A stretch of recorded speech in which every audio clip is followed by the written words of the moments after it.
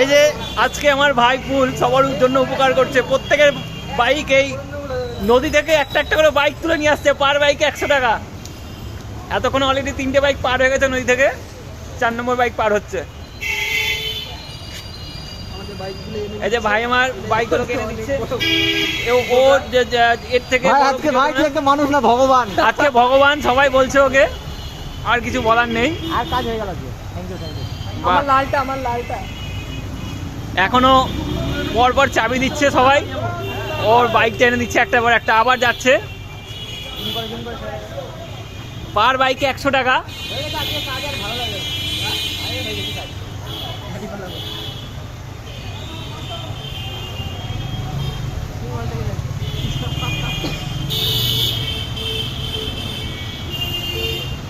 Main ফাঁসাইলে তুমি, আর কেউ ফাঁসাইনি। আর এখানে গাড়ি রাখবে না, অপূর্ব আর এখানে গাড়ি রাখবে, জীবনে রাখবো না,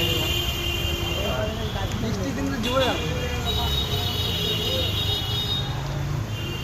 আবার করতে গেলে তো না বৃষ্টি, আবার বাড়ি যাবো কিন্তু বল দেখি।